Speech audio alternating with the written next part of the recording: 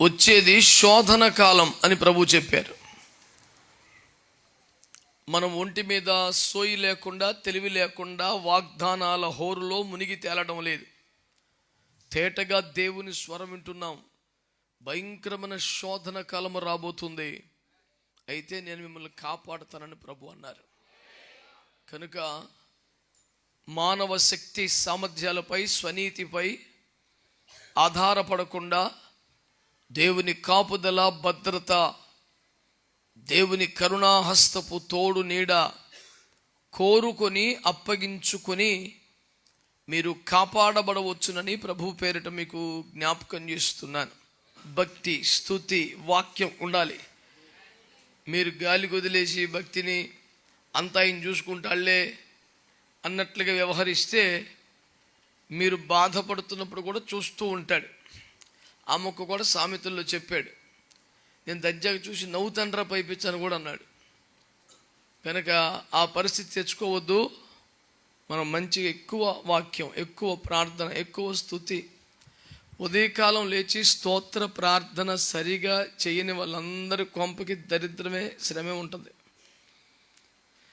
ఎందుకంటే స్తుతుల మూలమునకు దుర్గమును స్థాపిస్తాడు. దుర్గం అంటే కోట, పెద్ద కోట. మనం పొద్దున లేచి అలా స్తోత్రాలు చెప్తుంటే మన చుట్టూ ఒక కోట కట్టబడుతుంది. శత్రువు బాణాల లోపలికి వచ్చే ఛాన్స్ ఉండదు. ఏదో పని ఉందనో, రాత్రి లేట్ అయిందనో, నీరసంగా ఉందనో, అర్జెంట్ అనో నువ్వు స్తోత్ర ప్రార్థన చెప్పకుండా గబగబా బయటికి వెళ్ళిపోతే ఈ లేటర్లు అక్కడ ఉంది రోడ్డు మీద. ఆ లేట్ వరకే అయితే సంతోషం. కొంతమంది వ్యక్తులే లేట్ అయిపోయారంట. స్తోత్రం. ఇంకెక్కువ నన్ను అడగబాకండి. Happy new year. కాబట్టి రాజీ పడొద్దు దేవుని సమయంతో, ప్రార్థన జీవితంతో. ఏమాత్రం కూడా బలహీన పడొద్దు. ఉదయకాలపు స్తోత్ర, ఒక దైవజనుడు అన్నారు, ఉదయం 1 గంట స్తోత్రాలు చెప్తే రాత్రి 2 గంటలు ఏడిచి బాధ తప్పుద్దంట. ఎంత మంచి ఉపాయం కదా. నువ్వు బిజీగా ఉందో, ఖాళీ లేదని చెప్పేసి కొంచెం పొద్దున కొంచెం కంగారు వెళ్తే రాత్రి 2 గంటలు సమయం వెచ్చించి బహుగా ఏడవలసిన పరిస్థితి వస్తుంది. కనుక ఇదే నయం కదా. కనుక ఎక్కువగా వాక్యము కాపాడుతుంది మనల్ని. కనుక స్తుతులు చెల్లించాలి, వాక్యం ఉండాలి, ప్రార్థన ఉండాలి. అలా అయితే కాపుదల, భద్రత మీకు క్షేమంగా, సమృద్ధిగా ఉంటాయని నేను మీకు జ్ఞాపకం చేస్తున్నాను. ప్రభువుకు ఒక స్తోత్రం చెప్పండి. హల్లెలూయా. శారీరకంగా బలహీనత మాకు కూడా పుష్కలంగానే ఉన్నది. కానీ ఆత్మలో సాతాను గడు వాడి సర్వ బృందము కలిసి కూడా అణిచివేయలేనంత ఆనందం ఉన్నది. వాడికి అదే తలనొప్పి, మనకు అదే ఆనందం, సంతోషం. విస్తారమైన దేవుని కృప. హల్లెలూయా. కొన్ని మాటలు మీ దృష్టికి తెచ్చి నేను సాధ్యమైనంత త్వరగానే, ఎందుకంటే బండి మనకు కష్టముగా నడుచుచున్నది. స్తోత్రం. ఒకలాంటి నిస్సత్వ బిడ్డలందరికీ వచ్చేసింది. రాత్రి నిశ్చేష్టులైపోయారు, ఆందోళన పడ్డారు. కానీ దేవుడు నెమ్మది ఇచ్చారు. మేమైతే రాత్రి పొజిషన్ బట్టి ఈరోజు ప్రార్థనలో కూర్చుంటుంది అనుకోలేదు. కానీ దేవుని కృపలో ప్రభు నడిపించారు. ఈ దేవుడు మనకు సదాకాలము దేవుడై ఉన్నాడు. మరణం వరకు ఆయన మనల్ని నడిపించును. దేవునికి స్తోత్రం కలుగునుగాక. ఈనాటి వాక్య ధ్యానము కొరకై ప్రకటన గ్రంథము 3వ అధ్యాయం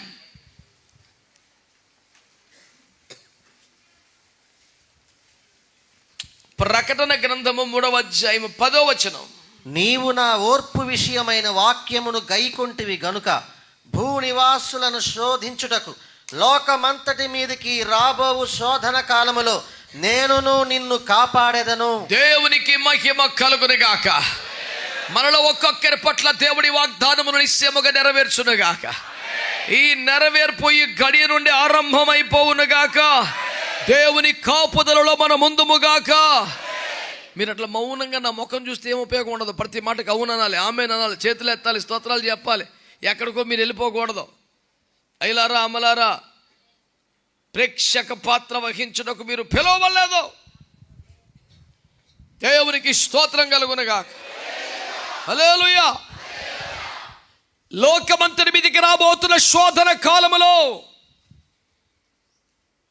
నేను మిమ్మల్ని కాపాడేదను అని దేవుడు తన వాక్యము ద్వారా వాగ్దానం చేస్తున్నాడు. మొదట దేవుని కాపుదల గురించి ఒకటి రెండు మాటలు మీతో ప్రస్తావించాలని ఆశపడుతుంది. దేవుడు కాపాడితే ఎట్లుంటుంది అనండి. ఎట్లుంటుంది? సముద్రంలో నడిచినట్టు ఉంటుంది. ఆమె అసలు ఆ మజా అనుభవించడం తెలుస్తుంది కదండి. అవునంటారు కదంటారా? ఇప్పుడు సడన్గా మనం కారులో వెళ్తున్నాక టైర్ పంచర్ అయిపోయింది, అయ్యో ఏంటి రాత్రి బిట్లు జరిగిందని చెప్పేసి మన డొక్కు కారు, ఎప్పుడు కొత్త కారు కొనుక్కుంటామని ఫీల్ అవుతున్న బాధాకరమైన పరిస్థితుల్లో బయటకు వచ్చి బూట్ కాలుతో కారుని తన్ని తిట్టుకుంటా నిలబడుతున్న సమయంలో ఒక బెంచ్ కారు వచ్చి మనల్ని తీసుకొచ్చి ఇంటి దగ్గర దిగబెట్టే ఫీల్ ఎట్లా ఉంటుంది? దానికి 1 కోటి రెట్లు ఎక్కువ. ఇది ఏది ఉన్న పొలం ఎదురుకుండా సముద్రం క్లియర్ అయిపోయి మధ్యలో రహదారి ఏర్పడి అవతలకి వెళ్ళిపోయి మధ్యలో శత్రువు వచ్చాక ఆయన మూసేస్తే ఆ ఆనందాన్ని వర్ణించడానికి అసలు భాష సరిపోద్దా? మాట్లాడరే. 90 సంవత్సరాల మహిళ కూడా తట్టుకోలేక ఆనందంతో ఉక్కిరిబిక్కిరి అయిపోయి నాట్యం ఆడిందంట. అంత పెద్ద ఆవిడే ఎగురుతూ కిలక తప్పెట్ట పట్టుకొని కంజర వహిస్తూ నాట్యం ఆడుతుంటే కుర్రకారి కాగల పిల్లగాలు సిగ్గు రావాలి మనకి, అంత పెద్దోళ్ళు ఆరాధన చేస్తున్నారని మొత్తం 30-40 లక్షల జనం కథం తొక్కి నాట్యం ఆడి దేవుణ్ణి ఆరాధించారు. బిడ్లారా, నేను అంటాను, దేవుడు కాపాడితే ఎట్లుంటుందంటే నడి సముద్రంలో నడిస్తే కనీసం కాలికి తడి అంటదు. మీరేమంటలా? నడి సముద్రం నడిస్తే కాలికి అసలు ఆ రేంజ్ ఎట్లా ఉంటుంది? అగ్ని గుండములో వేస్తే కనీసం తల వెంట్రుకలకు అగ్ని వాసన కూడా అంటదు. సింహాల బోన్లో పడేస్తే ఒక దైవజనుడు అన్నాడు, అంతకుముందు 6 సింహాలు ఉండేవట, దాని వెళ్ళాక 7 సింహాలు అయినాయి అంట. నాకు అసలు ఆ వ్యాఖ్యానం విపరీతంగా నచ్చిందా, ఏం చెప్పేవారు బాబు అనుకున్నాను.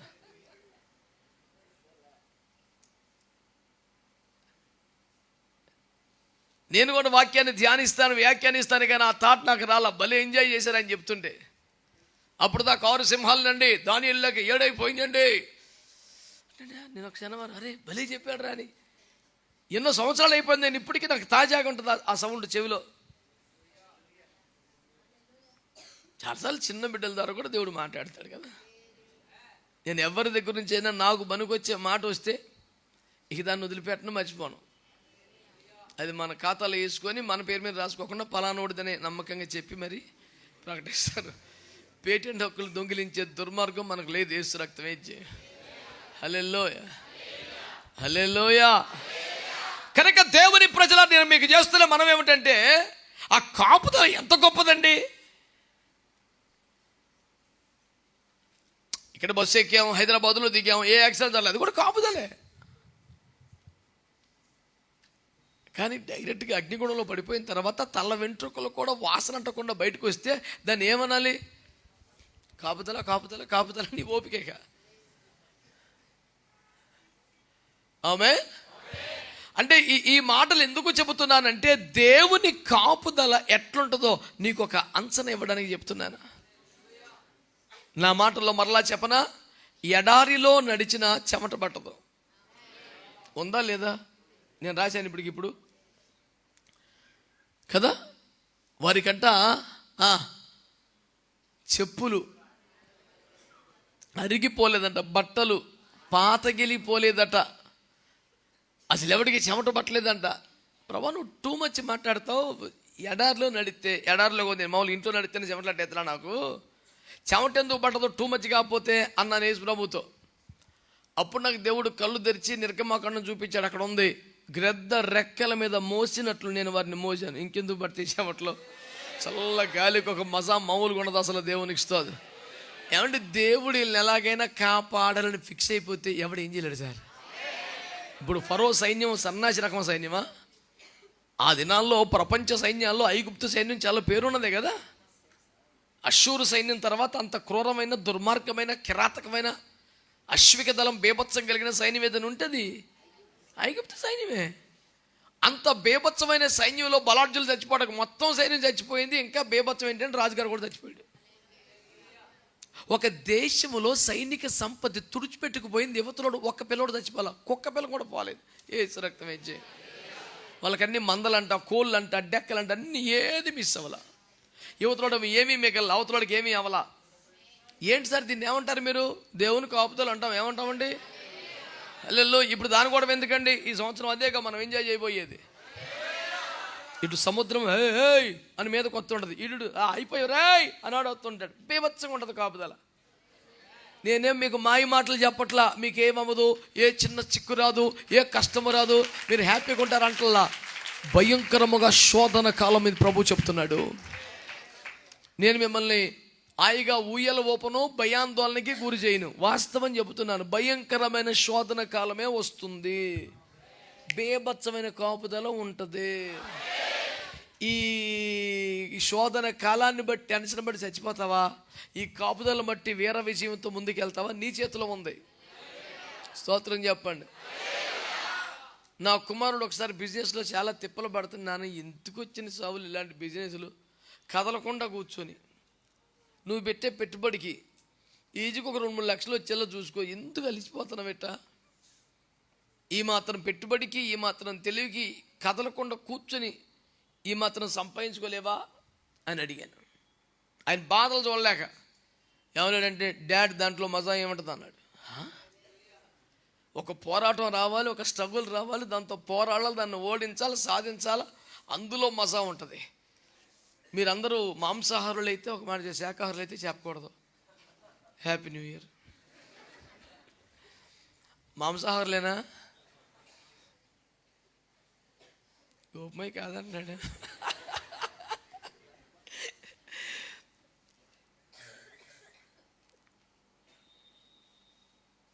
ఈ కోడి మాంసము కంటే పక్షి మాంసము మహారుచి అని చెప్తారు శాస్త్రంలో. ప్రాకశాస్త్రం ప్రకారమే. బైబిల్లో కూడా దాని గురించిన గొప్ప ప్రస్తావన ఉన్నది. వెతికేసారు, లేనిపోయింది వదిలేండి. అలాంటివి రెడీగా ఉంటారు రా బాబా. Google search. పక్షి మాంసం ఎందుకు రుచిగా ఉంటుంది అంటే, అది ఎప్పుడు ఎగురుతూ ఉంటుంది కాబట్టి బాగా దాని మాంసము, ఆ రక్తం వేడెక్కిపోయి మరిగిపోయి ఆ భయంకరమైన ఎక్సర్సైజ్కి అది గట్టిబడి ఒకలాంటి రుచి దానికి పెరుగుద్ది. ఈ శాస్త్రం ఎరిగినోడు ఏం చేస్తాడంటే, నాటుకొని కూడా బుట్టలో ఉన్నదాన్ని వదిలేసి పరిగెత్తిచ్చి పట్టుకొని కొత్తాడు. ఇది పూర్వకాలం నుంచి ఉన్నటువంటి సనాతనమైన విషయమే, కొత్తదేమి కాదు. ఏం మమ్మీ ఏమంటలేదేంటి? బోలో జై తెలంగాణ సబ్కో చాలితే. వాళ్ళ ఇంటి దగ్గర ఉండేవాడంట. కోడిని కోయాలనుకున్న చుట్టాలందరూ వచ్చాక వదిలేసేవాడంట.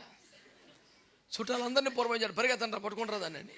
ఇక ఇది బరిగెడుతుంది, అది బరిగెడుతుంది, అది బరిగెట్టి రక్తం మరిగి రక్తం ప్రసరించి అప్పుడు పట్టుకొని దొరికించుకొని కోస్తే రుచి 10 రెట్లు పెరిగిపోయేదట. మీరు ఆ ప్రయత్నంలో ఉండబాకండి, సిటీలో మీకు యాక్సిడెంట్లు అవుతాయి. అలాంటి పిచ్చి పనులు చేయబాకండి.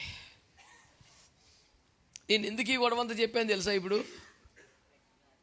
ఆ స్ట్రగుల్ వల్లనే, ఆ పోరాటం వల్లనే వాల్యూ పెరుగుద్ది, రేటు పెరుగుద్ది, టేస్ట్ పెరుగుద్ది. సకలాంగుడు పోయిండి వికలాంగులను రక్షిస్తే బాగుండి, ఏ పని చేసుకోకుండా రేషన్ మీద తెచ్చుకొని తింటాలంటే సిగ్గు అనిపించాలా? నేను ఏదైనా చెయ్యాలి, సాధించాలనిపించాలి. కనుక ఇది సుఖభోగములు ఉండు కాలము, నేను అబద్ధం ఆడుటలేదు. మీకే అపాయము రాదు, మీరు ప్రశాంతంగా ఆనందంగా ఉంటారని చెప్పడం లేదు. భయంకరమైన శోధన కాలమే, కాకపోతే అద్భుతమైన దేవుని కాపుదల మీకు ఉంటుంది. ఆశ్చర్యకరమైన నడిపింపును అనుభవిస్తారు. ఇది దేవుని వాక్యము నాకు బయలుపరిచిన పరమ సత్యం. నేను పూర్తిగా దీన్ని నమ్ముతున్నాను. ఎన్ని శోధనలు వచ్చినా కాలంతా శోధన కాలమైన అద్భుతమైన కాపుదల దేవుడు మనకి ఇవ్వబోతున్నాడు. ఆమేన్. అసలు ఆ మజా వేరు ఉంటుంది. ఇలసకి రేట్ ఎక్కువ, పులసకి రేట్ ఎక్కువ. అదేంటో హ్యాపీ న్యూ ఇయర్ మాంసం మీద పోతుంది ప్రసంగం అంతా.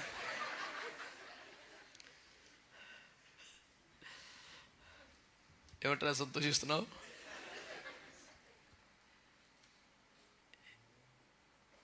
అంటారుగా ఇలస వలస వచ్చి పులస అయిందని చెప్తారుగా పేపర్లో. దాని మీద విపరీతంగా రచేతాడు సీజన్ వస్తే. అది ఆ సముద్ర జలాల్లోనే ఉన్నప్పుడు 500కి దాన్ని కొట్టి అప్పుడు బీభత్సమే అమాయకుడాడు. అది అలాగా కొత్త నీరు త్రాగుతూ ఆ వాసన మరిగే రుచి చూసి ఆ నీళ్లు తాగుతా ఎదురెక్కి యేసు రక్త వెజ్జావి ఎదురులకు దాటి యానవ దాటి గోదావరిలో పడితే అక్కడ దొరికితే 25,000 ఆ చేప. ఇక్కడ మా పాస్టర్ గారు ఉన్నారు. ఎందుకు 25,000 పెట్టి తినాలి ఆ చేప అవసరమా అని చెప్పి మొన్న ఓడని పౌరుస్తున్నట్టు మన పిల్లలు అన్నారు. పరిశుద్ధాత్మ పడినారు, బలివుడు భయ్యా ఇవాళ తిని సబ్బెట్టి చెయ్యి కడుక్కుంటే రేపు ఇంకా చెయ్యి వాసన వస్తుంది, అది పులస అంటే. అమ్మ బాబు, అసలు ఆయన ఎక్కడికో వెళ్ళిపోయాడు, ఇక లేడు మన మధ్యలో. తన్మయంలో మాట్లాడుతున్నాడు. వీళ్ళందరూ సబ్బెట్టి చెయ్యి కడుక్కుంటే కూడా రేపు చెయ్యి వాసన వస్తుందా? ఏంటనుకుంటున్నావయ్యా పులస అంటే అది. అతను ఫుల్గా లీనమైపోయి కొవ్వు మెదడు దొరికినటువంటి ఆస్వాదనలోకి వెళ్ళిపోయాడు భక్తుడు. నేను చెప్పే ఉదాహరణలన్నీ కూడా మిమ్మల్ని మాంసాహారమునకు ప్రోత్సహించినట్లయితే నన్ను మన్నించుడి. I don't mean that. నా భావన ఏంటంటే ఎవడికో స్ట్రగుల్ అయితే ఆ రేంజ్ పెరుగుతుంటుంది. దేవునికి స్తోత్రం కలుగునగా. గనుల లోపల దొరికిన బంగారపు ముడిసరు కన్నా కాల్చాక నిగ్గు తేలాక దాని రేట్ ఎక్కువ, వాల్యూ ఎక్కువ. స్తోత్రం చెప్పొచ్చుగా. దేవునికి మహిమ కలుగునగాక. కనుక భయంకరమైన శోధన కాలమని దేవుని వాక్యం హెచ్చరిక చేయించున్నది కాబట్టి ఎక్కువగా భక్తి ఉండండి, పరిశుద్ధతను కాపాడుకోండి, సాక్ష్యమును కాపాడుకోండి, ప్రార్థన సమయాన్ని పెంచండి, స్తుతి అనుభవాన్ని కలిగి ఉండండి, వాక్యమును ముందు పెట్టుకొని బ్రతకండి. ఎంత శోధన వచ్చినా అద్భుతమైన కాపుదలు అనుభవిస్తారు. దేవునికి స్తోత్రం కలుగునగా. భక్తిని గాలికి వదిలేసి దేవా నువ్వు కాపాడంటే దేవునికి అంగీకారమైన ప్రార్థన కాదు కదా.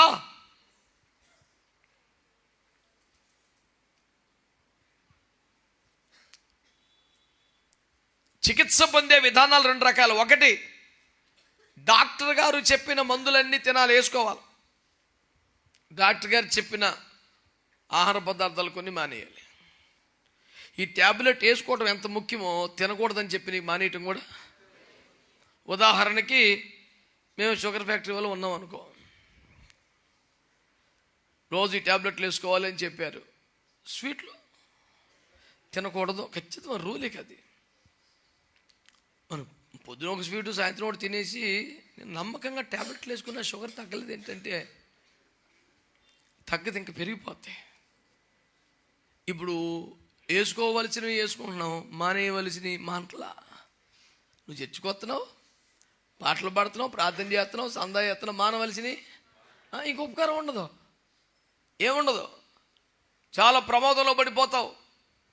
అంతా బాగానే ఉంది అనిపిస్తుంది, ఒకసారి మోసమైపోద్ది వ్యవహారం. కనుక దేవుని బిడ్డలారా శ్రద్ధకి మెట్లు ఆలకించండి.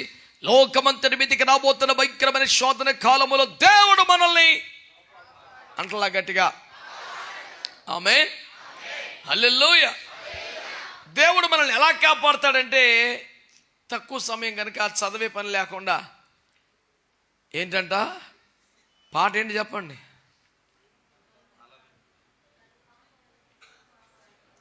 ఏం భక్తులు ఉన్నారా ఆ బాబు, ఏకం పాడేస్తాండి. ఎలా కాపాడతాడంట అంతే. ఈ కన్ను రెప్పలు ఎట్లా కాపాడుకుంటే కనుపాపని ఈ సుమారులకు వెళ్ళే ప్రయత్నం చేసి ఇది అల్లాడిపోతుంటుంది, యాక్సెప్ట్ చేయదు. మనం ఏదో పరధ్యానంలో ఏదో ఆలోచనలో కూడా చిన్న దోమ చేస్తున్నప్పుడు అసలు ఎక్కడ ఆగం మనం, ఇదో కొట్టేసుకుంటూ ఉంటుంది. ఈ కను రెప్పలు కనుగుడ్డును ఎంత బాగా కాపాడుకుంటాయో నేను మిమ్మల్ని అలా కాపాడుతానన్నాడు. ఆమేన్. దేవుడు ఎలా కాపాడుతాడట? కనురెప్పవలే, కనుపాపవలే కాపాడుతాడట. అంటే ఒక క్షణమైన విడువక ఎడబాయిక దేవుని కాపుదల మనకు ఉంటుందని వాక్యంలో తేటగా మనం చూస్తూ ఉన్నాం. అలాగే యెషయా గ్రంథం 31:5 అంటాడు, పక్షి అమర్దండి. యెషయా గ్రంథం 31:5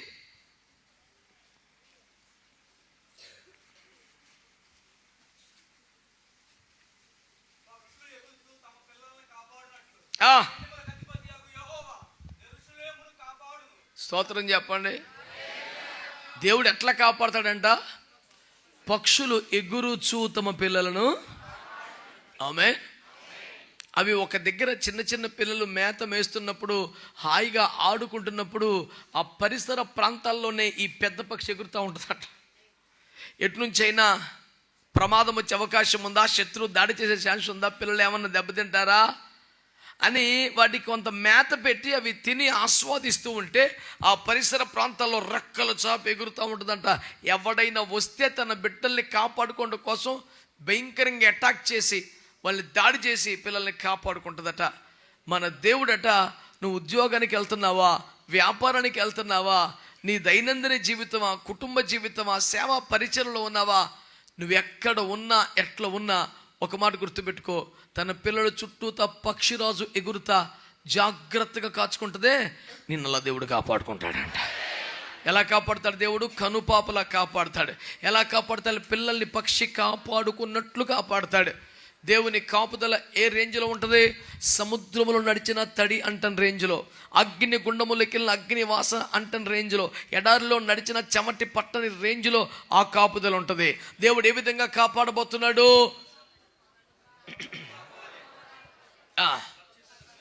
పక్షి వలె ఆయన మనల్ని కాపాడబోతున్నాడు. స్తోత్రం. అంటే ఇంతకీ కాపుదల మరి ఆత్మక శరీరానికా? మరి తగువెందుకు? మొదటి తెస్సలోనికైలు 5:23-24 చదివేయండి.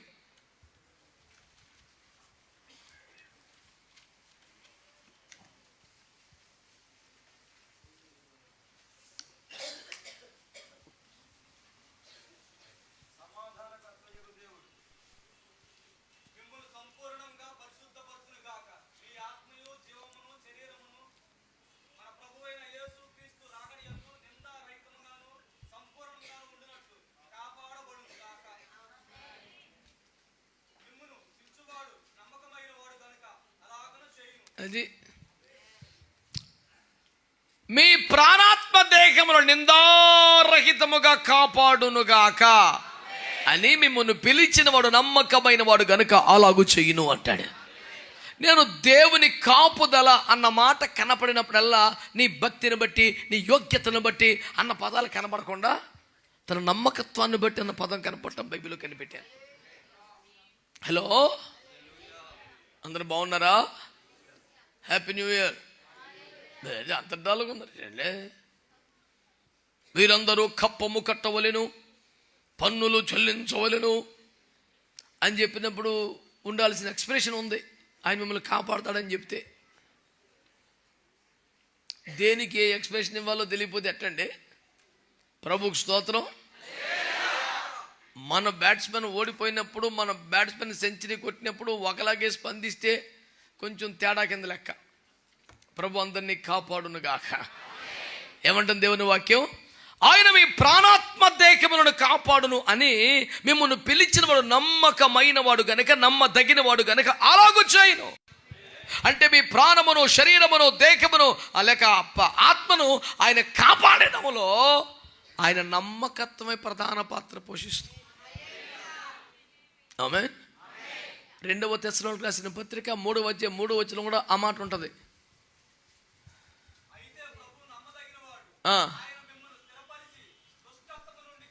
మళ్ళీ కాపాడును అనే దగ్గరకు వచ్చేసరికి ఏం చెప్పిస్తున్నాడు?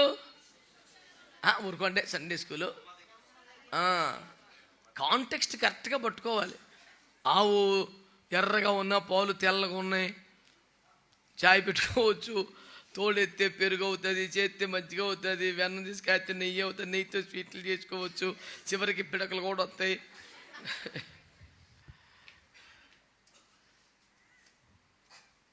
పద్దాక ఇంకొకటి చెప్పండి. ఆవు నల్లగా ఉంది, అయినా పాలు తెల్లగా ఉన్నాయి. మొత్తం స్టోరీ ఎంత అదే. అంటే ఏదో ఒక ఆన్సర్ పట్టుకొని ఇవి ఏది అడిగినా అదే చెప్పేవాడికి చెప్తారు. సండే స్కూల్ ఆన్సర్లు చెప్పకండి. మన కాన్సెప్ట్ ఏంటి? కాపుదలకు సంబంధించిన విషయం ఎక్కడ ప్రస్తావన వచ్చినా దేవుని నమ్మకత్వం అక్కడ కనబడుచున్నది అని చెప్పి ఈ వచనం చదివించి ఇప్పుడేంటి చెప్పండి అంటే తెత్తంలో అంటమ్మా సండే స్కూల్.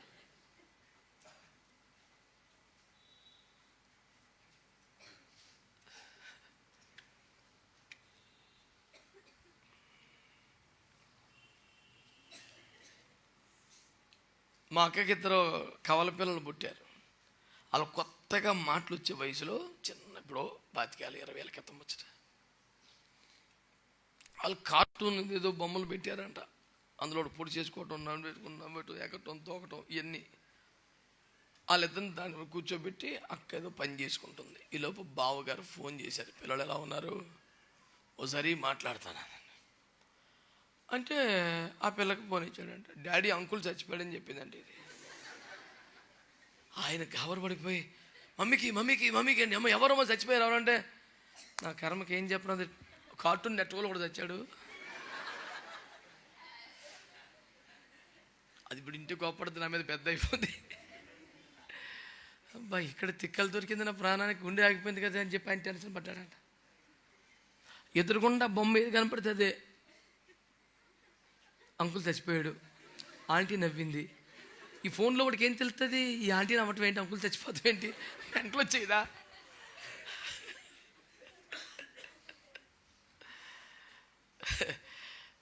సింక్ అవ్వాలిగా. దేవుని స్తోత్రం.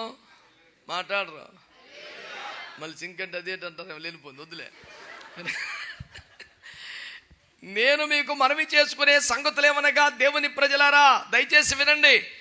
కాపుదలకు సంబంధించిన ప్రతిసారి నీకు భక్తి ఉంటే, నీకు విశ్వాసం ఉంటే, నీకు సమర్పణ ఉంటే అని క్లాస్ పేయకుండా, రే నేను నమ్మదగినను కదరా, నేను కాపాడుతానులే అంటున్నాడు.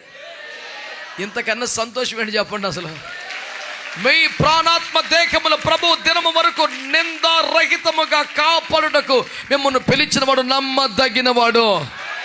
దేవునికి స్తోత్రం కలుగును గాక.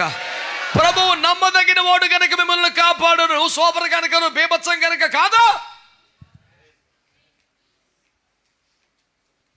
ఒరే అమాయకులారా, ఈ శోధన కాలంలో మీ కాపుదలకు నమ్మకం ఏమిరా అని అంటే, ఆయన నమ్మకత్వమే. ఈజీ గుర్తున్న డైలాగ్, ఆయన నమ్మకత్వమే నా నమ్మకం అనండి. మంచిగానే వచ్చు కదా. ఈ ఊర్లో ఉన్నా, ఏ ఊర్లో ఉన్నా, ఏ దేశంలో ఉన్నా, ఏ ఉద్యోగంలో ఉన్నా, ఏ పని మీద ఉన్నా, ఏ టెన్షన్లో ఉన్నా, ఏ పరిస్థితుల మధ్యలో ఉన్నా, నీవు కాపాడబడేదు అనే మాట దేవుని నమ్మకత్వాన్ని బట్టి నిరీక్షించుతుంది. దేవునికి స్తోత్రం కలుగునగా. హల్లెలూయా. ఇప్పుడు మనము చదువుకున్న 2వ దినం తెస్సలోనికేయులు 3వ అధ్యాయం 3వ వచనంలో దేని నుంచి కాపాడతాడట? అది ఆన్సర్. చెప్పండి. ఇప్పుడు దుష్టత్వం నుండి కాపాడుతాడు. ఆమేన్, ఆమేన్. సమూయేలు మొదటి గ్రంథం 2:9 ఏముంది అంటే, ఇది ఎక్కువ మందికి కంటతా అనుకున్నట్టు అనేలే. ఇంకేం కావాలి చెప్పండి. నువ్వు అంత దూరం నుంచి వచ్చి ఎక్లేసిన మాట చదివిపోతే పోయింది, కానీ నేసి రక్తం ఇచ్చే. హల్లెలూయా. ఏంటట? తన భక్తుల పాదములు తొట్టిల్లనివ్వడు. గట్టిగా ఆమేనని చెప్పండి. మీ మట్టుకు మీరు ఈ మాట ఆమేనని చెప్పుకోండి దేవుని బిడ్డలారా. కొన్ని టెన్షన్స్ వచ్చినప్పుడు, కొన్ని బాధలు వచ్చినప్పుడు, కొంత కోపం వచ్చినప్పుడు, కొంత నిరాశ వచ్చినప్పుడు, కొన్ని ఇబ్బందులు వచ్చినప్పుడు, ఒకవేళ భక్తి మార్గం తొలగిపోతానేమో, ఆవేశపడతానేమో, కృంగిపోతానేమో, బలహీనంగా మాట్లాడతానేమో, దేవుని చిత్తానికి విరుద్ధంగా అపేక్షిస్తానేమో అనే టెన్షను సత్క్రైస్తవుడికి మనసులో ఒక మూల ఉంటుంది ఎప్పుడు కూడా. అలాంటి ఒక సత్క్రైస్తవుడు నీ లోపల ఉంటే నీవు ఆందోళన పడనక్కర్లేదు. ఆయన తన భక్తుల పాదము తొట్టిల్లనివ్వకుండా కాపాడతాడంట. దేవునికి స్తోత్రం కలుగునుగాక. హల్లెలూయా, హల్లెలూయా. ఏమని పాడతావు? నా కాళ్ళు లేడి కాళ్ళ వలె చేసి ఎత్తైన స్థలములో. తెలీదా?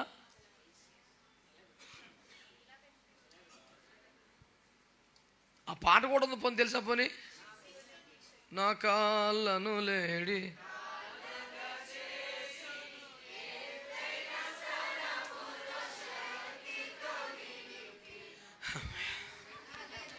Happy new year. బ్రహ్మాండంగా చెప్పేశారు. దేవునికి స్తోత్రం కలుగునుగా. హల్లెలూయా. కనుక దేవుని బిడ్డలారా, నేను నమ్ముతున్నాను ఈ సంవత్సరము దేవుడు అద్భుతమైన కాపుదల మనకి ఇవ్వబోతున్నాడు. మన బిడ్డల్ని ప్రభు కాపాడబోతున్నాడు. మన సంస్థలను దేవుడు కాపాడబోతున్నాడు. మన వ్యాపారాలను దేవుడు కాపాడబోతున్నాడు. మన ప్రయాణములను దేవుడు కాపాడబోతున్నాడు. 121వ కీర్తన 7వ వచనంలో, ఇది మొదలుకొని మీ రాక పోకలలో యెహోవా నిన్ను దుష్టత్వము నుండి, నీ ప్రాణాత్మ దేహాలను, నీ ప్రయాణాలను. నీ పాదములు తొట్టిల్లకుండా. దేవునికి స్తోత్రం కలుగునగా. హల్లెలూయా. శోధన కాలములో అనండి, శోధన కాలములో దేవుడు కాపుదల మనకిస్తాడని వాగ్దానంలో ఆయన స్పష్టంగా మాట్లాడుతున్నారు. శోధన అనేది సాధారణంగా 3 ఏరియాస్లో ఉంటుంది అనండి. శోధన 1, పరిశుద్ధత విషయంలో శోధన వస్తుంది. పరిశుద్ధత విషయంలో నాకు అసలు ఎప్పుడు శోధన రాలేదు అని ఎవరైనా అంటే అబద్ధములకు జనకుడుగా అపవాది ఆశ్చర్యపోయి అబద్ధం అది. ఆడు బుర్రపిచ్చెక్కేసిన గోడ కోసం వీడెవడరా బాబు నన్ను మించిపోయాడు ఆయన టెన్షన్ వచ్చేద్దంటే ఆడికి.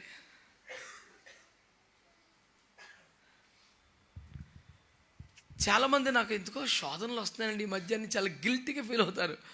అయ్యో పిచ్చి, శోధన వస్తేను సజీవంగా కరెక్ట్గా ఉన్నట్టు లెక్క. శోధనలో పడిపోతే ఏడవాల, శోధన జయిస్తే వీర విజయం అనాల. దేవునికి స్తోత్రం కలుగునగా. ఇప్పుడు చదువుకునే బిడ్డలకు పరీక్షలు రావాలా వద్దా? మరి పరీక్షలు వస్తే బెంగ పెట్టేసుకుంటే అలాగా, ఫెయిల్ అయితే బెంగపడాలా? పరీక్షలు రావాలని కోరుకోవాలి. అడగపోతే మాస్టర్ ఏంటండి ఈ మధ్య పరీక్షలు పెడతలేదంటే టెస్ట్ పెట్టండి అని అడిగి రాసి రక్తమే జై మార్కులు సత్తా ఏంటో చూపించి మళ్ళీ పేపర్ పట్టుకెళ్ళి ఎందుకు 2 తగ్గించావు, యాక్చువల్గా ఇంకో 4 గెలపాలా అనంత మ్యాటర్ మన దగ్గర ఉండాలి. హల్లెలూయా. నేను చదువుకునే కాలంలో ఒకడు సర్వపరిపూర్ణ ముద్ద అవతారం. వాడి పేరు యాక్చువల్గా వేరే పేరు అయితే మా తెలుగు మాస్టర్ అవును రే పూర్ణం అని పిలిచేవాడు. ఎందుకంటే వాడికి చక్కగా పెద్ద 0 అవుతుంది. ఇప్పుడు ఇక తిరుగులేదు అసలు. ఆ 0 ఎక్కడ సొట్లో నొత్తలో ఉండవు, ఏ క్లాస్ 0 అవుతుంది వాడికి. ఎప్పుడు 1 మార్కు రాదు. ఇక వాడి పేరు వేరే అయితే అని పూర్ణమని కేకేసేవాడు. గుండు 0 వచ్చేస్తుంది మార్కులని.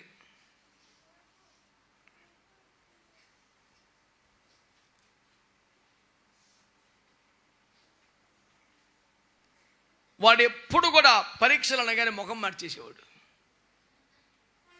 చక్కగా పాట మీరు బాగా చెప్తారు సార్, చెప్పండి సార్. ఎందుకు సార్ ఆడు ఎంత మేధావంటే ఆడు చదువు ఈ తెలివితేటలు ఇందులో పెట్టరని కొట్టేసేవాడు మా మాస్టర్. మేము రాసిన దానికంటే మీరు చెప్తేనే బాగుంటుంది సార్, మీరు చెప్పండి అనేవాడు. ఇప్పుడు నన్ను పొగుడుతున్నావా, పరీక్ష తప్పించుకున్నావా, దుర్మార్గుడని మెత్తమట్టుకు కొట్టేసేవాడు మాస్టర్. మంచి విద్యార్థి అయితే నువ్వు పరీక్షను కోలుకోవాలి కదా. గత 15,000 సంవత్సరాలుగా ప్రపంచ ప్రసిద్ధిగాంచిన జఫన్యా శాస్త్రి స్టేట్మెంట్ ఏంటంటే ఏ పరీక్ష పెట్టకపోతే మనమే స్కూల్ ఫస్ట్.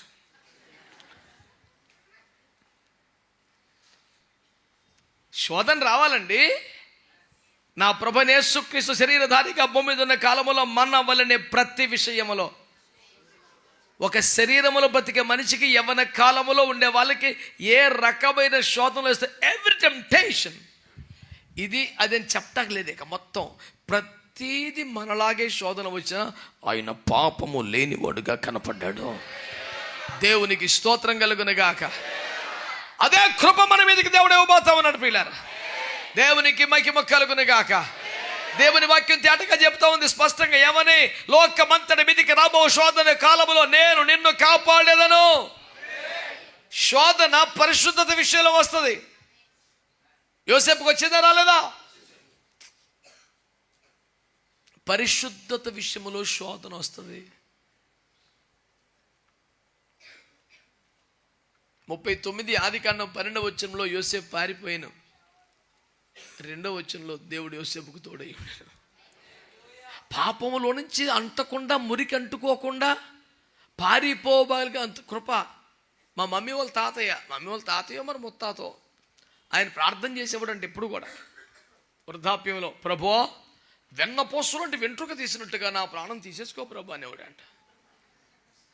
అసలు ప్రార్థన కూడా ఇంత కవితాత్మకంగా చేస్తారంటే మా వాళ్ళందరూ కవులే. ప్రతిరోజు కుటుంబ ప్రార్థనలో ఆఖరి పదం అదే, ప్రభువా వెన్నపోసులు వెంట్రుకను తీసినట్టుగా నా ప్రాణమును తీసి. అంటే కొంచెం కూడా ఆ వెన్నపోసుల వెంట్రుక తీస్తే ఏమన్నా కష్టం అవుతుందా? సులువుగా వేనం పోవాలని అంటాక అంత కాస్ట్లీగా చెప్పాడు.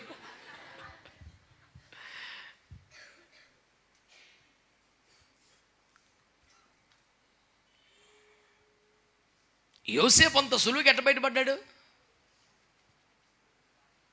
ఈ యోసేపు లైన్ మీద ఒక మహాభక్తుడు పాట రాసి బలవంతులు సహా పడిపోవు చోటు అని రాశాడు. దేవునికి స్తోత్రం కలుగునగా. మహా బలాఢ్యులే గెలవలేరంట అక్కడ. సింహాలను చీల్చేసిన వాళ్ళు కదండి, ఎలుకబట్లు తరిమి పట్టుకోవాలి, కోట గోడ అడ్డగడిలో ఓడ పీకేసిన వాళ్ళు పడిపోయారు. ఇలాంటివి ఏమి చేయనుడు మాత్రం ఎక్లెస్గా గెలిచాడు. ఎలాగా అని అడిగితే దేవుడు అతనికి తోడుగా. ఆమేన్. యోసేపునకు దేవుని కాపుదల ఉన్న కారణంగా ఎలాగైతే భయంకరమైన ఉరుల వంటి మరణకరమైన ప్రమాదములో పడకుండా కాపాడబడ్డాడో, నీకు కూడా కాపుదల దేవుడు ఇవ్వబోతా ఉన్నాడు. వాక్యంలో దేవుడు మనకు చెబుతున్న మాట ఏమిటి చెప్పండి? శోధన పరిశుద్ధత విషయంలో వస్తుంది, అయినా కాపుదల ఉంటుంది. ఆ తర్వాత శోధన దేవుని బిడ్డలారా విశ్వాస విషయంలో ఉంటుంది. కొన్ని పరిస్థితులకి, కొన్ని సవాళ్ళకి ఇంకా నా వల్ల కాదు, వెనక్కి వెళ్ళిపోదాం, ఈ పత్యం చేయలేను, ఈ భక్తి చేయలేను, ఇంకా నా వల్ల కాదు అని బలహీన పడిపోయి వెనక్కి వెళ్ళిపోయే పరిస్థితి వస్తుంది. తిమోతి అనే పాస్టర్ గారికి పౌలు అనే అపోస్తలుడు పదే ఆ మాటలు రాస్తూ ఉన్నాడని మనం చూస్తాం. ఆయన అంటాడు, దయ్యముల బోధ, మోసపరచు ఆత్మలు, ఇలాంటివన్నీ కలిస్తే విశ్వాస భ్రష్టులైపోతారు, వాటి మీద మనసు పెడితే జాగ్రత్త అని హెచ్చరిక చేశాడు. అయితే కడవరి దినములలో, కడవరి కాలములో కొందరు అబద్ధికుల వేషధారణ వల్ల మోసపరచు ఆత్మలను లక్ష్యముంచి, వేషధారులను లక్ష్యముంచి విశ్వాస భ్రష్టులైపోతారు అని హెచ్చరిక చేశాడు. ధనాపేక్ష మీద ఉంటే విశ్వాస భ్రష్టులైపోతారు. జ్ఞానమని అబద్ధముగా చెప్పబడు విపరీత వాదాల దగ్గరికి వెళ్తే విశ్వాస భ్రష్టులైపోతారు. అంటే విశ్వాసమును కాపాడుకోవాలి అనే పరిస్థితి. 2 తిమోతి 4:7 చెప్పాడుగా, మంచి పోరాటం విశ్వాసమును. అసలు లీఫ్లో ఎప్పుడు పట్టించుకొని ఎవడని చచ్చిపోతే అది రాస్తారు. అసలు ఎప్పుడు పట్టించుకోడు బతుకున్నాను సేపు దాన్ని. అది చనిపోయిన వారి మీద సమాధి రాతి పలకల మీద రాయవలసిన వాక్యం, బతుకుండగా దాన్ని పట్టుకోకూడదు.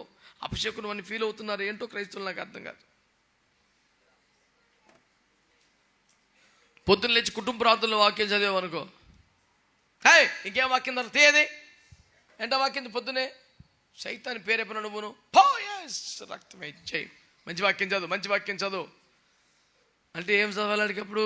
నీ పిండి పిసుకు తొట్టి, నీ రొట్టెలకు గంపండి. Praise the Lord, amen, I receive it. కానీ పౌలు గారు ఏమంటాడు? మంచి పోరాడు నా విశ్వాసాన్ని. అంటే విశ్వాసాన్ని కాపాడుకోవటం కోసం ఒక పోరాటమే చేయాల్సి వచ్చింది ఆయనకి. పౌలయ్య గారికి అవసరం. ఎందుకంటే అన్ని శోధనలు వస్తాయి. నీ వల్ల కాదులే, వచ్చాయి టూ మచ్, ఇది నీ వల్ల కాదులే, ఇటు చేయలేవులే.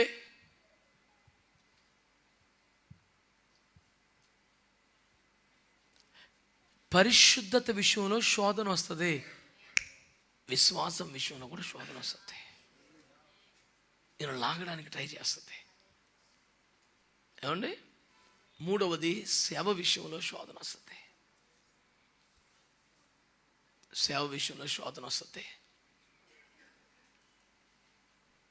లోకాసు వార్త 22లో గుర్తుందా మీకు? దేవుడు పేతురుతో మాట్లాడుతున్నాను ఒకసారి.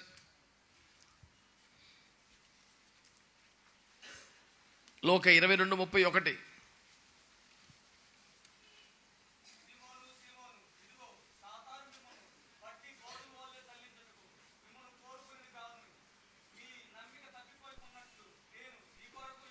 సాతాను మిమ్మల్ని బాగా కోరుకున్నాడు రా, కానీ మీ నమ్మిక తప్పిపోకుండా నేను మిమ్మల్ని కోసం ప్రార్థన చేశాను, వేడుకున్నాను. హల్లెలూయా. మరి 3.5 సంవత్సరాలు వెనకాల తిప్పుకున్నాను, ప్రధాన అపోస్తలుని చేసి తాళం చేసి గుర్తుకు ఇచ్చాను, బోల్డంత ఉపదేశం నేర్పాను, మరి కొండపోతాడు కర్మ సావని అనొచ్చు. అసలు అంత ఇన్వెస్ట్మెంట్ ఆయన మీద పెట్టినందుకు it is your part to protect your faith అని చెప్పేసి వదిలిపడేయచ్చు. అట్లా అనలా.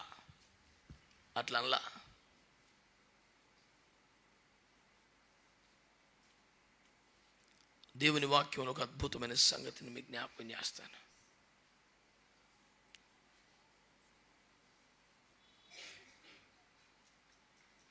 అక్కడ యోసేపుకైనా, ఇక్కడ పౌలుకైనా, ఇక్కడ పేతురుకైనా వారు కాపాడబడుట కారణం ఏంటంటే దేవుడే దేవుడే దేవుడే. పేతురు కాస్త గట్టివాడు కాబట్టి, తాళం చేలు గుత్తు మొత్తం పొందేసినాడు కాబట్టి, ప్రధానుడు కాబట్టి నిలబడగలిగాడనేది కాదు. నమ్మిక తప్పిపోకుండా దేవుడు పేతురు కోసం ప్రార్థన చేశాడట. నేను సింహపు నోటి నుండి తప్పించబడ్డ కారణం ప్రభువు నా ప్రక్క నుండి బలపరచడని ఎఫెసులో పోరాటాల గురించి పౌలు గారు సాక్ష్యం చెప్పాడు. కాబట్టి నీ పరిశుద్ధత విషయంలో పోరాటం కలిగిన, నీ విశ్వాస విషయంలో పోరాటం కలిగిన, నీ సేవ విషయంలో పోరాటం కలిగిన, ప్రభు మాట్లాడుతున్నాడు, నేను నిన్ను కాపాడేదను. దేవునికి ఒక మంచి స్తోత్రం చెబుతారా? హల్లెలూయా. చివరికి ఒక మాట మీకు జ్ఞాపకం చేస్తాను బిడ్డలారా. ఇప్పుడు నేను చెప్పింది ఏమిటి? పరిశుద్ధత విషయంలో కానీ, విశ్వాస విషయంలో కానీ, సేవ విషయంలో కానీ శోధన సాధారణమైనవి, వ్యక్తిగతంగా వచ్చేవి. కానీ ఇప్పుడు వాగ్దానం ఏమిటి? లోకమంతటి మీదికి రాబో శోధన అంటే వీటిని మించిందన్నమాట. నా మాట మీకు అర్థమవుతుందా? వ్యక్తిగత జీవితంలో ఎన్నో శోధనలు వచ్చినా, పోరాటాలు వచ్చినా, బలహీనతలు వచ్చినా, దేవుని కృపను బట్టి, దేవుని తోడును బట్టి, దేవుని నమ్మకత్తను బట్టి చలాయించుకుంటూ వచ్చావు, సంతోషమే. కానీ ఇప్పుడు మొత్తం క్రైస్తవ్యానికి, లోకమంతటి మీదకి ఒక భయంకరమైన శోధన రాబోతుందని వాక్యం హెచ్చరిక చేస్తుంది. ఇది ఆస్ట్రాలజీ కాదు, దేవుని వాక్యం.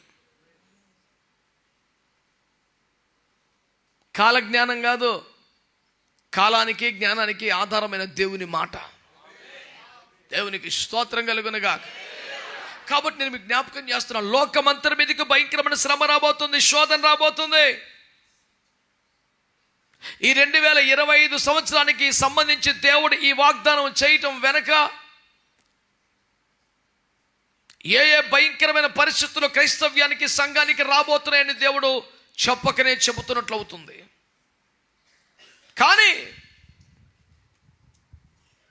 ఇందాక చెప్పుకున్నామే, వెన్నపూసల నుంచి వెంట్రుక తీసినట్టుగా అసలు నీకేమి తెలియకుండా సునాయాసంగా అద్భుతంగా నువ్వు కాపాడబడతావని దేవుని వాక్యం తెలియజేస్తుంది. హల్లెలూయా. లోకమంతటి మీదకి రాబోవు శోధన అనండి. ఆదిమ సంఘం మీదకి ఎలా వచ్చిందా శోధన? సింపుల్గా చెప్తాను, సువార్త ప్రకటించకూడదు అంటారు. సువార్త ప్రకటిస్తే తీసుకెళ్ళి జైల్లో పడతారు, బెత్తములతో కొడతారు, సభలకు అప్పగిస్తారు. అపోస్తులను పలుమార్లు జైల్లో పెట్టారుగా. ఇంకా చూడండి, ఇంకా విచిత్రం, శృంగారమున్న దేవాలయం దగ్గర కుంటివాడు 40 ఏళ్ళుగా ఉంటే పేతురు యోహానులు ప్రార్థన చేసి నామల వల్ల లేపితే వాడికి కాళ్ళు వస్తే వాడు సాక్ష్యం చెప్పినందుకే వాడిని చంపేశారని చరిత్రలో మనకు కనపడుతుంది.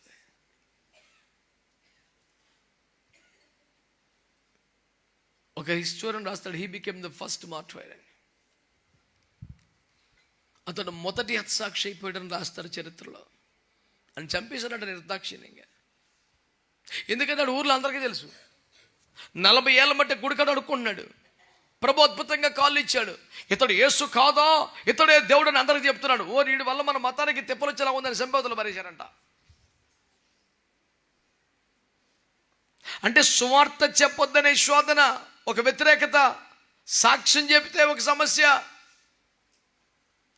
పౌలు గారిని వస్త్రమును లాగివేసి విపరీతంగా బెత్తములతో కుట్టి లోపలి చెరసాల్లో వేసి కాళ్ళు చేతులకి బొండ్లు బిగించి సంకెళ్ళేసి ఇంత అడవుడు చేశారు కదా. ఎందుకంటారు? ఒక దయ్యాన్ని కొట్టాడు. ఆ ఊర్లో ఒక దయ్యాన్ని వెళ్ళగొడితే ఒక నోటోరియస్ క్రిమినల్ని బాధ పెట్టాను. జైలుకి వెళ్ళి వచ్చినాను ఒక ఆయన సాక్ష్యం చెప్తున్నాడు. లోపలి చెరసాలంటే ఎట్లుంటుందో భయంకరంగా ఎక్స్ప్లెయిన్ చేశాడు ఒక టీవీ ఇంటర్వ్యూలో. చాలా నోటోరియస్ క్రిమినల్స్ పెడతారంట అందులో. 1వ 2వ 3వ 4వ గవిని దాటి లోపల తీసుకెళ్తే అత్యంత ప్రమాదకరమైన, కరడుగట్టిన, తీవ్రమైన నేరస్తులు అక్కడ ఉంచుతారంట. చాలా డేంజరస్ వ్యక్తులు. వాళ్ళ దగ్గరికి వెళ్ళాలంటే పోలీసు వాళ్ళు 100 రకాల జాగ్రత్తలు తీసుకెళ్తారంట. అలాంటి దుర్మార్గులు పౌలయ్య గారిని అలాంటి ప్లేస్లో పెట్టారు. ఆయన ఏం చేశాడండి? దేశద్రోహమా, రాజద్రోహమా, మత కల్లోలాలో ఏం చేశాడు? ఒక యవనస్తురాలు దయ్యం పట్టుకొని ఆ బిడ్డ జీవితాన్ని పాడు చేస్తుంటే ఆ దయ్యాన్ని వెళ్ళగొట్టి ఆ బిడ్డకి విడుదల కలగజేశాడు. సువార్త ప్రకటిస్తే శోధనే, సాక్ష్యం చెబితే శోధనే, ఒక అపవిత్రాత్మ దయ్యాన్ని వెళ్ళగొడితే శోధనే. ఇప్పుడు ఎందుకు చెప్తున్నాను? లోకమంతటి మీదకి రాబోతున్న శోధనకి కారణం ఇది. సువార్త ప్రకటిస్తున్నందుకే, సాక్ష్యాలు చెబుతున్నందుకే, అపవిత్రాత్మలు వెళ్ళగొడుతున్నందుకే ఈ భయంకరమైన పోరాటాలు వచ్చే అవకాశం ఉంది. విస్పష్టంగా దేవుడు అంటున్నాడు, కాబట్టి మీరు సువార్తలు మానేయండి. అదే చెప్పాడా? 10,000 మంది దండెత్తి నీ మీదకి వచ్చినప్పుడు కొద్దో గొప్ప తగులుతాయి మరి అన్నాడా? 10,000 మంది దండెత్తి నీ మీదకి వచ్చిన అపాయము నీ యొద్దకు రాదు. దేవునికి మంచి స్తోత్రం చేయాలని ఒకసారి. హల్లెలూయా. ఈ మొత్తం ప్రసంగానికి ఒక మెలిక ఉంది. ఆ ఒక్క మాట చెప్పేసి ప్రార్థించేసి అయిపోయింది కోటం. ఈ మొత్తం ప్రసంగానికి ఉన్న మెలిక ఏంటంటే, బాగా వినండి, లోకమంతటి మీదికి రాబో శోధన కాలములో నేను నిన్ను కాపాడేదను అని ఉందా? ఇంకేదన్నా అక్షరం ఉందా అక్కడ? మరి అది నేనును అంటే అర్థం ఏంటి? నేను కూడా అని. మరి నేను కూడా నీకు హెల్ప్ చేస్తానులే అంటే నేను కూడా అంటే మరి యువతలో మనం ఏదో చేసినట్టే కదా. ఏం చేసాము అక్కడ ఉందన్నమాట. నువ్వు నా ఓర్పు విషయమైన వాక్యమును గైకొంటివి గనక లోకమంతరి మీదికి రాబో శోధన కాలములో నేను నిన్ను కాపాడేదను. గట్టిగా స్తోత్రం చెప్పండి. ఇంత కాపుదల, ఇంత భద్రత, ఇంత సంరక్షణ, ఇంత ఆశీర్వాదం, ఇంత బేబత్సం ఎవరికి రా అంటే ఓర్పు విషయమైన వాక్యమును గైకొన్న వాడికి. గట్టిగా ఆమేన్ చెప్పండి. ఈ కాపుదల ఎవరికి వర్తిస్తుంది? ఈ వాగ్దానం ఎవరికి వర్తిస్తుంది? ఓర్పు విషయమైన వాక్యమును గైకొన్న వారికి. నేను నిత్యము చెప్పే ఒక స్టేట్మెంట్ ఏంటి? నిబంధన లేకుండా వాగ్దానం ఉండదు అని. ఈ వాగ్దానానికి ఉన్న నిబంధన ఏంటి తెలుసా?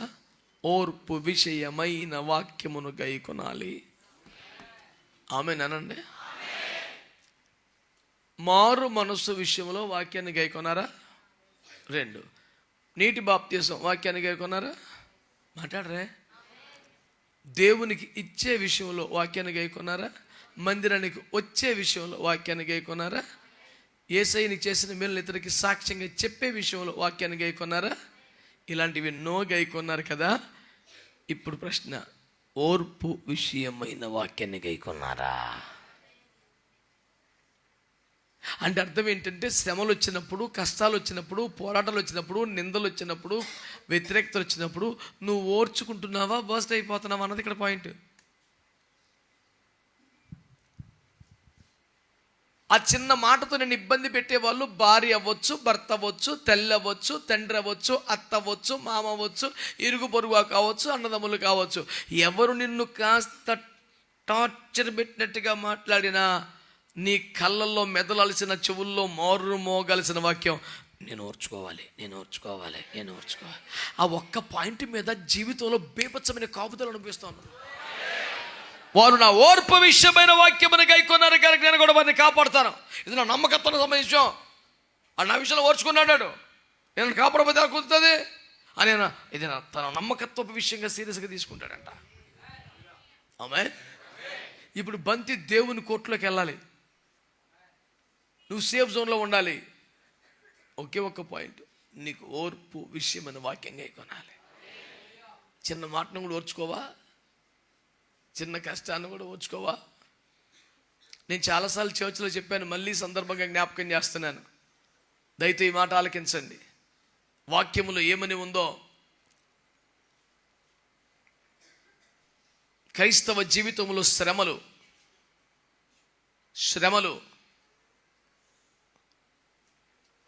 సహజంగా ఉంటాయి. దేవుని ప్రజలు కూడా శ్రమలన్నీ అంటే వ్యాధులు, బాధలు, రోగాలు, అప్పులు, పోరాటాలు ఇవన్నీ పెద్ద కష్టపడకుండానే వాటిని యాక్సెప్ట్ చేస్తారు, జయించేస్తారు. కానీ నింద అనేసరికి మాత్రం ఒప్పుకోరు. ఇది స్వయంగా నాకే జరిగింది.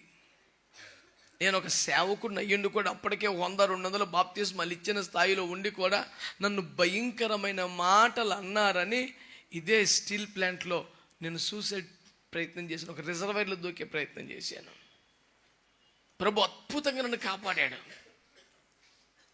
ఆత్మహత్య చేసుకుంటే నరకంలో పడతావని తెలుసా?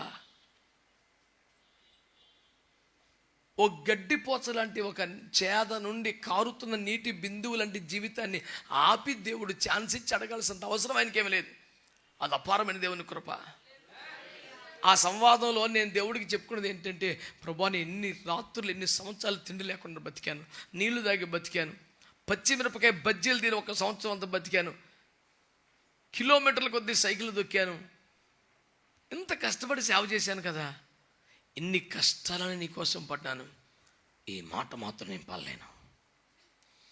అప్పుడు ప్రభు అన్నాడు, ఇది పర్లేదు అనుకున్నది వస్తే అది శ్రమ కాదు నాన్న, ఇది నా వల్ల కాదు అనేది వస్తేనే శ్రమ. ఇప్పుడు దాకా నీకు వచ్చిన శ్రమలు కాదు, ఎందుకంటే నువ్వు వెల్ ప్రిపేర్డ్గా ఉన్నావు, ఇది ఒక్కటే శ్రమ, ఇందులో ఫెయిల్ అయిపోయావు అన్నాడు. ఇన్ని శ్రమలు నీ కోసం పడ్డాం అన్న పేపర్లన్నీ కూడా బాగా రాసామన్నాయి, ఇన్వాలిడ్ అంట, అవి చూడలేదు అసలు. కొంచెం టఫ్గా ఉంది పేపర్ అన్నది, అదొక్కటే దిద్దును ఫెయిల్ అయిపోయావు అన్నాడు. బేబచ్చంగా రాసిన అసలు చూడలా, అయ్యేమందిరా. ఎంత ఆశ్చర్యం అనిపించింది నాకు. ప్రభు మరి ఎన్ని పాస్ అయ్యాను కదా, ఎలా అవన్నీ నువ్వు ప్రిపేర్ అయిపోయావు ఫుల్గా, అదేం పరీక్ష అది అంటూ ప్రభు నాకు నేర్పిన పాఠం, నింద కూడా శ్రమే అనండి. శ్రమ వేరు, నింద వేరు అన్న ఫీలింగ్. శ్రమలు పడతాం కానీ నింద, నేను చచ్చిపోతా తప్ప మాట పడినా హల్లెలూయా అంటాడు అక్కడ.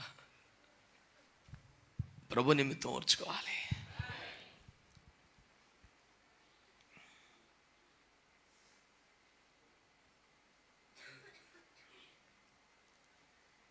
సురేష్ అయ్యగారి గురించి వారి బిడ్డలు ఒక సాక్ష్యం చెప్పారు.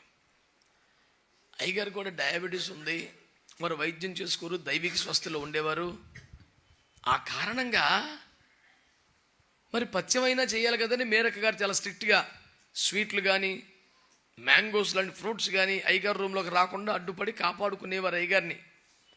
అయితే ఓసారి ఎవరో భక్తులు మామిడి పండ్లు తెచ్చిచ్చారు, అయ్యగారికి చాలా ఇష్టం అనిపించింది, గబగబా 2 తినేశారు ఏసు రక్తం ఇచ్చి. ఈలోపు అయ్యగారి గదిలోనికి మామిడి పళ్ళ బుట్ట వచ్చిందని సమాచారం అక్కకు వచ్చింది. అక్క సీరియస్గా వచ్చారు, పాస్టర్ మీరు మామిడి పండ్లు వచ్చారు, అదిగో అక్కడ ఉన్న గంప తీసుకెళ్ళిపో అంటే, అమ్మయ్య దేవుని కృపను బట్టి దైవజనుడు తినకుండానే నేను పట్టుకొచ్చాను. గంపకం పట్టుకెళ్ళి అందరు పిల్లలందరికీ ఆగేసి అందరికి పంచిపెట్టారు. దైవజనుడు తినకుండా కాపాడుకున్నాను. అయ్యగారు ఏం చేశారంట, అక్కడ ఒక డ్రైవర్ సరుకుంటే తీసి జాతకంగా 2 పళ్ళు వేసి పెట్టేశారంట. గంప బయటికి వెళ్ళిపోయింది అనుకున్నాక ఇక్కడ 2 ఉన్నాయి, మేరకి వెళ్ళిపోయింది, చక్కగా తీసుకొని కూల్గా తినేశారు. మళ్ళీ ఎందుకో వేరే పని మీద మేరక్క వచ్చి చూసేపటి మంచి మంచం మీద కూర్చొని మామిడి పండు తిన్నాడు. చుట్టూతో 3-4 భక్తులు ఉన్నారు.